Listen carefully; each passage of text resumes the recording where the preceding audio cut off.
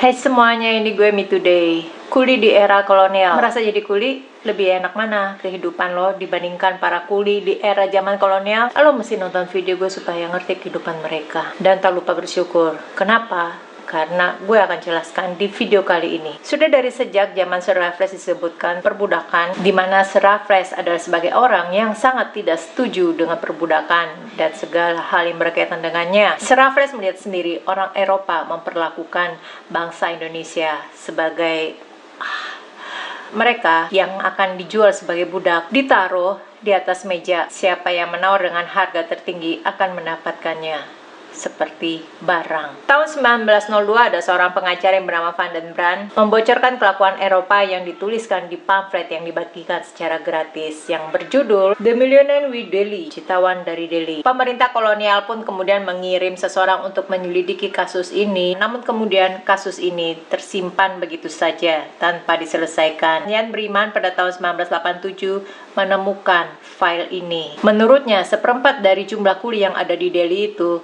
diperkirakan tewas sebelum kontrak berakhir. Tan Malaka yang pernah mengajar di sana selama setahun di tahun 1920 mengatakan, Delhi memang tanah emas dan surga bagi kelas kaum kapitalis, namun hanya tanah untuk meneteskan keringat dan air mata, tanah kematian dan neraka bagi kaum buruh. Para kuli melakukan kerja paksa, mereka adalah budak. Para kuli membanting tulang dari dini hari sampai malam, mendapat upah yang cukup buat pengisi perut dan penutup punggung, tinggal di bangsal seperti kambing dalam kandangnya. Sewaktu-waktu dipukul dan dimaki Godferdam. Sewaktu-waktu bisa kehilangan istri dan anak gadisnya yang dikehendaki Dorotuan. Ada sumber lain yang memiliki pendapat berbeda. Sebenarnya nggak berbeda juga sih, tetapi kita harus ngelihat dari sisi perusahaannya yang mempekerjakan para kuli ini. Ambil kopi, kita simak latar belakangnya. Segala sumber yang gue pakai untuk pembuatan video ini gue tulis di deskripsi. Kalian bisa cek. Ketika Medan menjadi kota yang sangat maju karena banyaknya perkebunan di sana, kedatangan Jacob Nunhuis seperti membawa angin segar bagi perkembangan perekonomian Belanda dan perkembangan kota setempat, yaitu Delhi dan sekitarnya, terutama Medan. Gue sudah bahas hal ini di video gue sebelumnya, kalian bisa nonton setelah video gue ini berakhir. Karena berkat adanya perkebunan ini, Medan menjadi kota modern. Bahkan Medan mendapat julukan sebagai Pari Van Sumatera. Kalau di Pulau Jawa, kota yang mendapat predikat ini adalah Bandung, Pari Van Java. 7 tahun bekerja di perkebunan itu tampaknya membuat Nunhuis dapat berkembang dan membangun kastel di kampung halamannya di Amsterdam. Rumahnya ini menjadi rumah pertama yang memiliki 300 lampu. Cuma para tetangganya pada sebel ngelihat gaya-gayanya Nunhuis yang ala-ala Parvenu, ala-ala OKB. Jadi Nunhuis pun menjual rumahnya ke Delhi Maskapai, perusahaan tembakau miliknya, dan ia pergi ke kota lain membangun Villa Medan yang gak kalah megahnya. Begitupun para asisten yang mondar-mandir kota Medan sambil membawa kendaraan terbarunya yaitu Ford Charity yang waktu itu sedang booming. Penggantinya Nunhuis yaitu J.T. Kramer yang hanya bertugas selama 3 tahun karena selebihnya ia membuat perusahaan sendiri yang bernama DPV, Delhi Apprentice Furnishing, yang mengurus peraturan perburuan dan pengimporan buruh dari Malaya, Cina, dan Jawa. Dari yang awalnya hanya satu perkebunan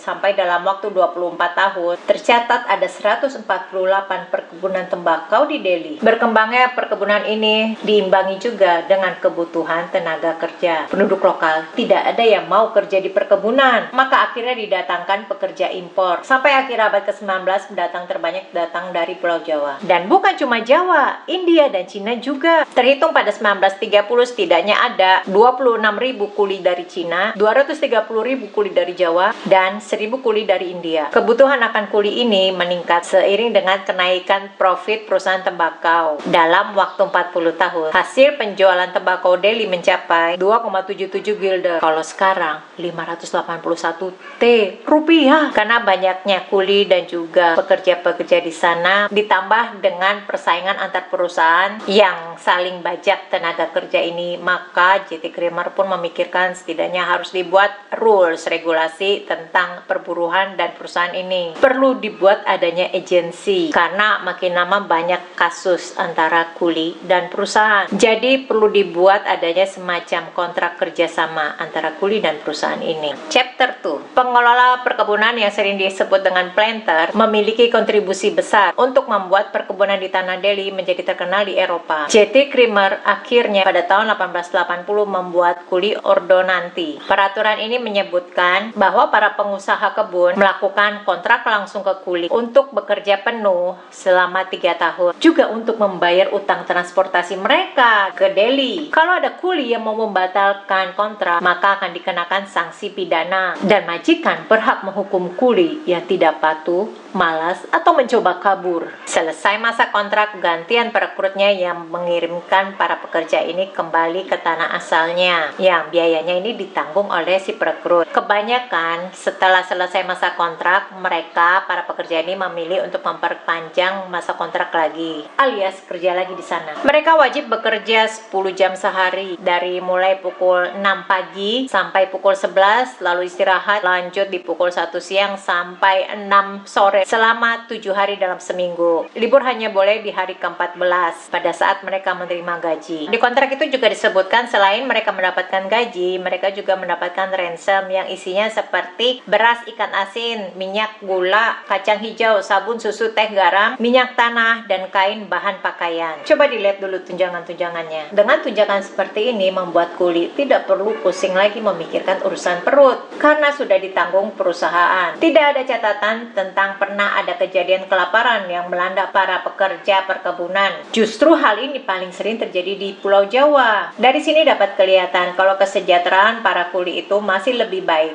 karena tidak kena bencana kelaparan itu. Tahun 1871, masih di awal-awal perkebunan baru dibuka, sudah ada berdiri fasilitas kesehatan, yaitu rumah sakit. Rumah sakit ini ada di Putri Hijau dan Tanjung Morawa. Para pekerja yang sakit dapat dirawat di sini dengan biaya yang ditanggung oleh perusahaan. Ini termasuk mengejutkan karena di area sekitarnya belum ada fasilitas kesehatan dan pendidikan. Ya, lo nggak salah dengar, gue sebut pendidikan alias sekolah. Ada kuli pria yang membawa istrinya, jadi istrinya juga mendaftar sebagai kuli. Istrinya ini juga membawa anaknya ikut serta, jadi sekeluarga gitu diboyong ke sana. Tan Malaka adalah salah satu yang pernah direkrut oleh P.W. Jensen, pemilik perusahaan tembakau Senemba Maskapai. Tan Malaka bekerja sebagai pengawas sekolah di tahun 1920, 3 bulan setelah Tan Malaka lulus kuliah dari Belanda. Sekolah ini memakai bahasa Jawa sebagai bahasa pengantarnya. Ya, karena itu tadi, para kuli wanita bawa anaknya. Mamanya orang Jawa, ya anaknya juga orang Jawa. Pada awal-awalnya di sana, seluruh pekerjanya dari etnis Cina yang diambil dari Pinang, Singapura, dan Canton. Dan semuanya laki-laki, tinggal di bedeng-bedeng ataupun sekedar tidur di bangsal penyimpanan dan pengolahan tembakau. Sedangkan yang ini adalah tempat tinggal pemimpinnya. Jadi supaya lebih jelas, kita lihat dulu struktur organisasinya. Susunannya adalah seperti yang ini. Di level yang paling bawah ini sampai ke mandor, hitungannya adalah kuli. Dan di atasnya adalah orang Eropa yang mereka juga datang ke sana untuk bekerja di Tanah Delhi, tapi statusnya sebagai karyawan. Kuli sama karyawan agak-agak mirip. Para staf yang ada di level ini sebagai asisten juga tinggal tak jauh dari pemukiman para kuli untuk mempermudah komunikasi dan mengawasi pekerjaan dan sosialisasi lainnya. Sampai pasca Perang Dunia Kedua, perumahan asisten underneming disatukan dengan kompleks perumahan administrator. Namun pemukiman para pekerja itu dibuat jauh dari lokasi pemukiman penduduk, jauhnya sekitar 3-4 km. Tujuannya untuk mendisiplinkan kerja para kuli. Sore hari biasanya selesai bekerja, mereka ini berkumpul dan bermain bola. Mereka berhak mendapatkan cuti 12 hari dan digaji full. DPV, biro yang milik J.T. Creamer itu pada awalnya mengurus rekrutmen dan pengangkutan tenaga kerja, termasuk dibuatnya Punali Sangti. Kalau kamu pernah ke Medan, di situ ada museum perkebunan, akan menemukan absensi sidik 3 jari. Hal ini dilakukan berpangkat sebagai verifikator untuk memastikan si pemilik sidik jari ini bekerja di perusahaan yang itu, bukan di perusahaan yang lain, supaya nggak ada pembajakan karyawan. Punali Sangti dibuat tahun 1888 yang isinya barang siapa melanggar kontrak kerja dinyatakan bersalah dan harus menjalani hukuman badan alias penjara. Pekerja kontrak tidak boleh meninggalkan pekerjaan. Jika lari bisa ditangkap kembali. Jika diperlukan bisa dilakukan dengan kekerasan atau di perilaku malas dipandang sebagai pengabaian kontrak kerja dan bisa dipidana. Pekerja yang menolak melaksanakan pekerjaan diperintahkan atasan bisa dihukum dengan kerja paksa selama sebulan. Mereka yang melakukan perlawanan terhadap pimpinan atau membuat kerusuhan bisa dikenakan denda sebesar 100 gulden. Pulau Sumatera disebut-sebut sebagai Tanah Harapan. Chapter 3 versi pekerja. Ada seorang pengacara yang bernama Van den Brand menuliskan pamfletnya. Yang nama pengacara ini sudah pernah gue sebutkan di video sebelumnya. Jadi kalian kalau ingin melihat ada korelasinya video ini, ya ada memang dengan video yang sebelumnya. Jadi kalian bisa tonton setelah video gue ini berakhir. Ya. Pamfletnya ini berjudul The Millionaire Udeli. Kisahnya ini diawali dari pertemuan di 29 Maret 1902 yang membahas tentang residen di pesisir timur Sumatera. Van den Brand mencoba menjelaskan permasalahan kasus-kasus antara kuli dan perusahaan yang terjadi di sana, karena pada prakteknya kuli ini dianggap sama dengan budak dan orang Eropa sedang mau memberantas perbudakan. Van den Brand melihat kontrak ini lebih menguntungkan perusahaan. Ada banyak kasus yang ditemui, nantinya gue akan jelaskan secara pelan-pelan. Karena tuntutan kebutuhan akan pekerja ini, DPP pernah suatu kali mengirimkan gerombolan si berat alias sekelompok orang yang berbahaya dari Pulau Jawa. Sekelompok laki-laki yang dirantai. Kalau kalian ngeliat itu di film-film atau komik-komik ada napi yang dirantai, berarti napi ini termasuk yang berbahaya. Keadaan ini bisa membuat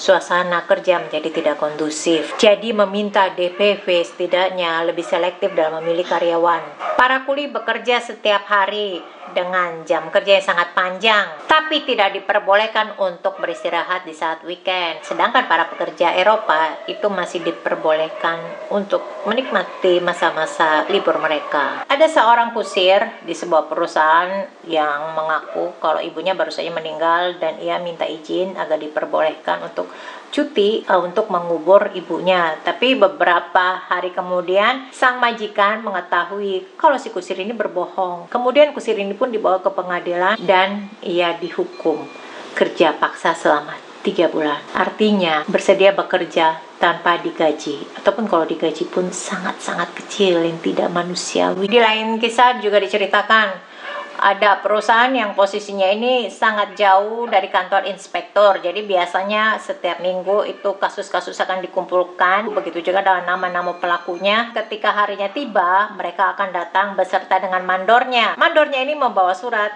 hasil titipan si administrator yang akan diberikan kepada hakim, dan kemudian hakim akan membaca, melihat nama-nama pelaku beserta bentuk hukumannya tanpa ada investigasi. Yang nyebelinya, kalau pelakunya adalah orang Eropa, mereka tidak akan menerima hukuman apa-apa. Pernah suatu ketika ada orang Cina yang memiliki kandang kambing yang ditabrak oleh orang Eropa.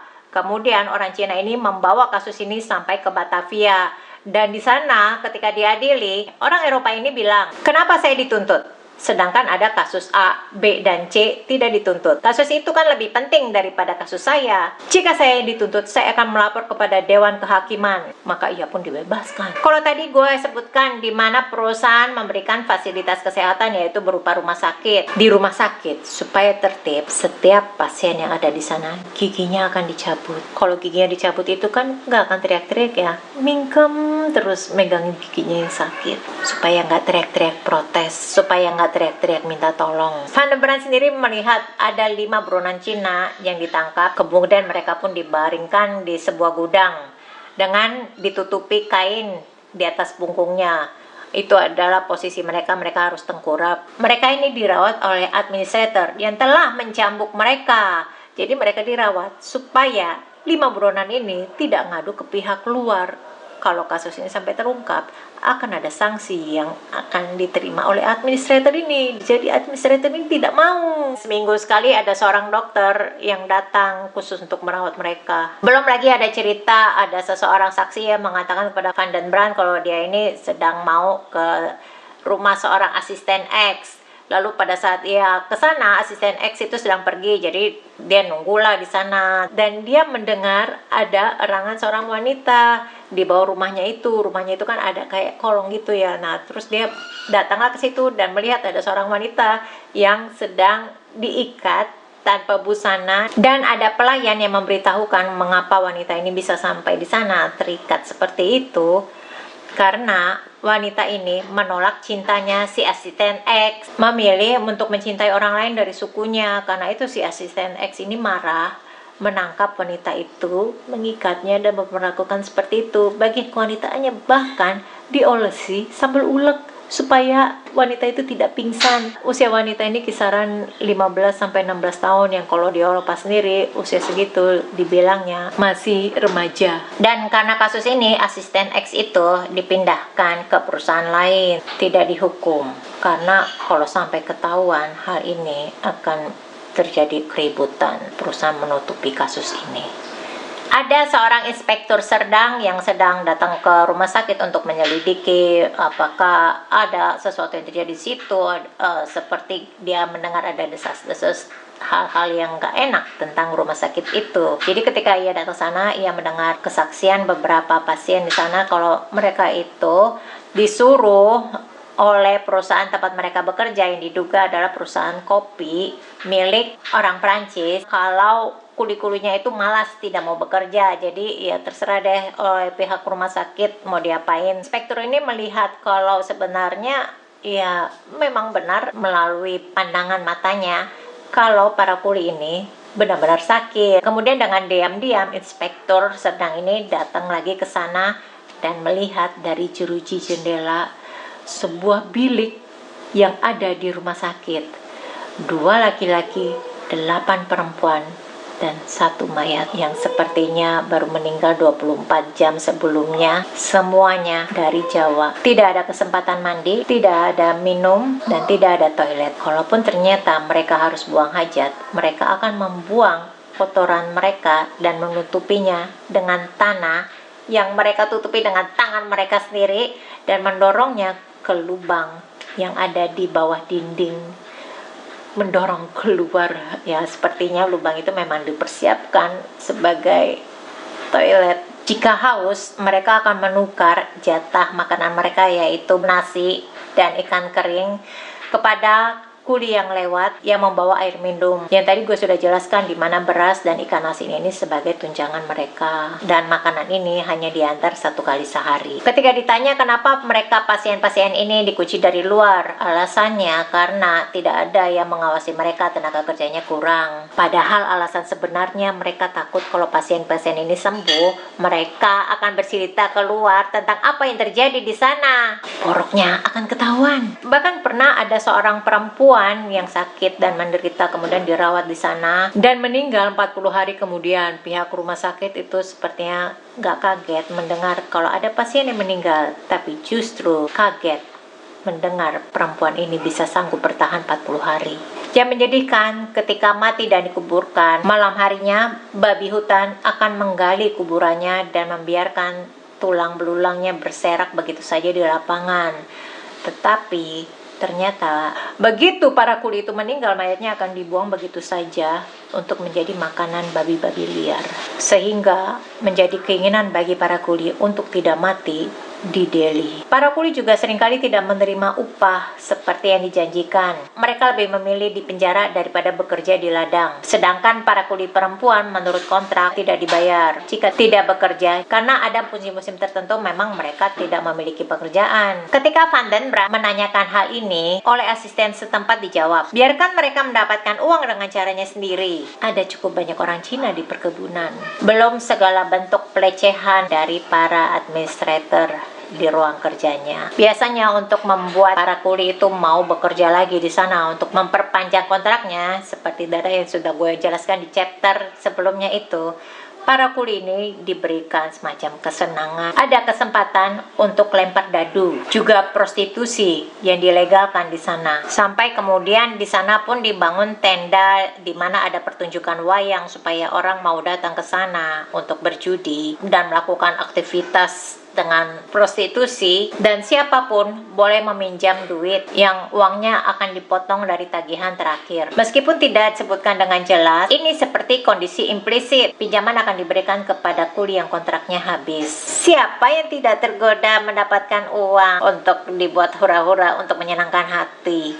Supaya apa? Ketika lelah bekerja dan menonton pertunjukan, menyewa prostitusi yang kebanyakan juga dari kuli perempuan Jawa, serta berjudi seperti menjadi hiburan sesaat yang mengalihkan pikiran sampai ketika pagi menjelang, semua itu sudah terlambat karena menyadari ada hutang yang harus dibayar dan ia harus mulai bekerja lagi, meneruskan kehidupannya sebagai kuli, menandatangani kontraknya agar dapat membayar hutangnya.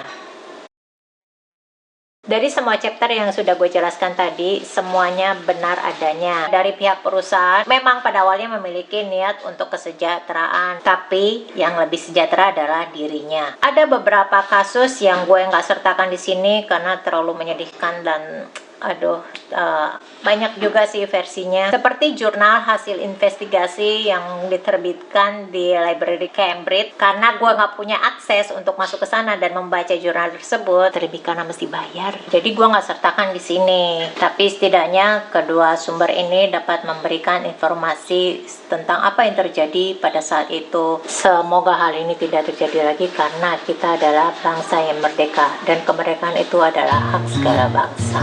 Jangan lupa like dan subscribe. Stay safe and stay healthy.